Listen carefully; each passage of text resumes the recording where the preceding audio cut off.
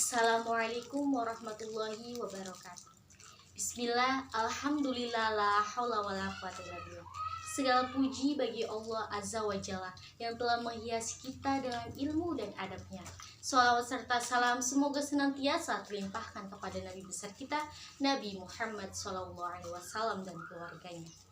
Dalam kesempatan ini saya akan menyampaikan sebuah uraian yang bertemakan tentang rasa syukur karena Allah ciptakan manusia sesuai fitrahnya. Dalam Quran surat Ar-Rum ayat 30 Allah berfirman, A'udzu billahi minasyaitonir rajim. Bismillahirrahmanirrahim.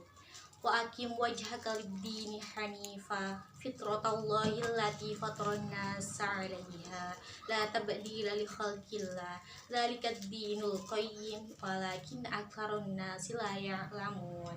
Shadaqallahul 'azim. Yang artinya, maka hadapkanlah wajahmu dengan lurus kepada agama Islam sesuai fitrah Allah, disebabkan Dia telah menciptakan manusia menurut fitrahnya itu. Tidak ada perubahan pada ciptaan Allah, itulah agama yang lurus, tetapi manusia kebanyakan tidak mengetahui. Al-Quran Surat Ar-Rum ayat 30. Pada dasarnya berbagai aspek fitrah insani berwatak hanif, cenderung kepada yang hanif, yang lurus, yang benar, dan yang baik. Peluang menjadi orang baik lebih besar daripada menjadi orang jahat. Namun manusia memiliki banyak kelemahan. Manusia begitu mudah tergoda oleh berbagai syahwat. Berbagai aspek fitrahnya menjadi goncang. Keadaan ini seperti ini sangat merugikan dirinya dan menyebabkan dirinya menjadi labil. Maka oleh karena itu ibadah kiranya dapat menanggulangi kerawanan fitrah insani ini. Maka wajar bila ia mampu menemukan fitrahnya yang suci, serasi, selaras, dan seimbang di dalam menjalani hidup di dunia yang fana ini. Manusia baik sebagai makhluk ilahi maupun sebagai makhluk insani mempunyai pembawaan sifat dan kedudukan secara alamiah, dan hal ini menyebabkan manusia berbeda dengan makhluk-makhluk lainnya.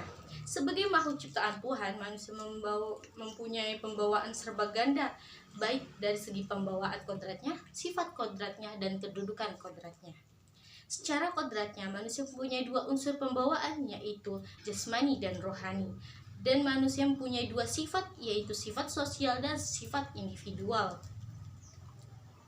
Serta manusia punya kedudukan pun ada dua, yaitu sebagai makhluk menerima amanah dan tanggung jawab, di samping sebagai makhluk penerima nasib takdir dari Tuhan secara suka ataupun terpaksa.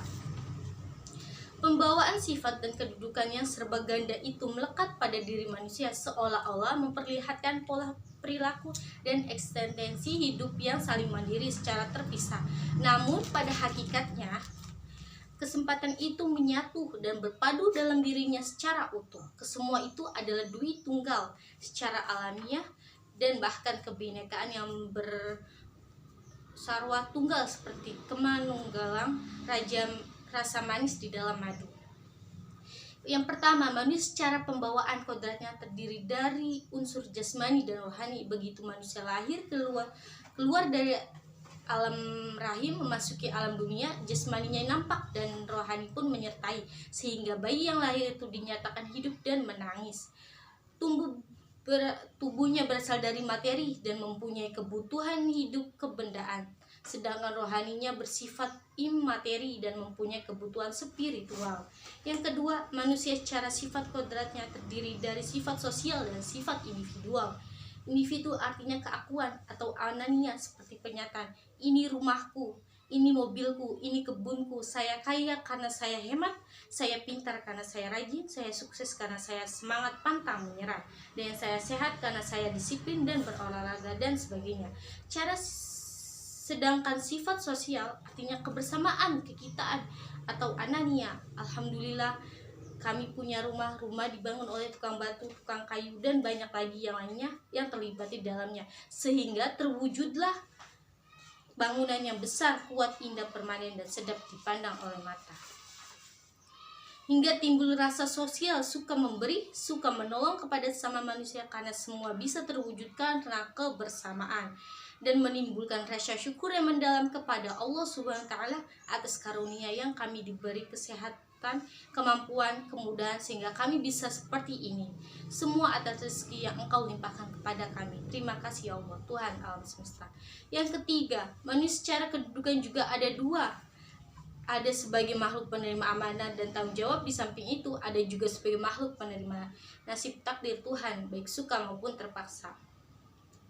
Dengan demikian, sikap hidup kerohanian orang yang mendapatkan kenikmatan dan kekayaan demikian mulia terpuji lantaran rasa syukurnya yang mendalam, sehingga dengan kenikmatan dan kekayaan dapat mendekati diri kepada Allah SWT.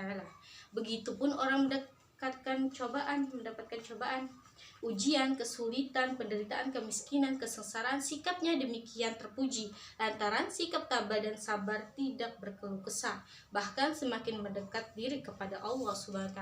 Insya Allah, dalam realita kehidupan kita sehari-hari, ibadah selain mengkondisikan pendidikan diri pribadi juga mampu menjadikan wadah untuk mendidik dan membina keluarga. Interaksi yang kuat semacam inilah yang dicontohkan Rasulullah SAW dalam mengajak keluarganya, dan hal-hal semacam inilah yang biasanya akan mampu menimbulkan kesan yang mendalam pada diri anggota keluarga Islami yang di dalamnya selalu bergulir ucapan-ucapan yang baik dan kalimat-kalimat thayyibah sebagai jawabannya untuk membentuk komunitas masyarakat Islami dari kebutuhan akan keluarga tersebut. Dan sebuah keharmonisan keluarga bisa ditempa lewat kegiatan-kegiatan beribadah yang berdasarkan keikhlasan sebagai rasa syukur kita yang mendalam kepada Allah Subhanahu wa taala. Amin amin ya rabbal alamin. Mungkin itu saja yang dapat saya sampaikan, semoga bermanfaat. Wallahul muwaffiq ila aqwamit thoriq. Wassalamualaikum warahmatullahi wabarakatuh.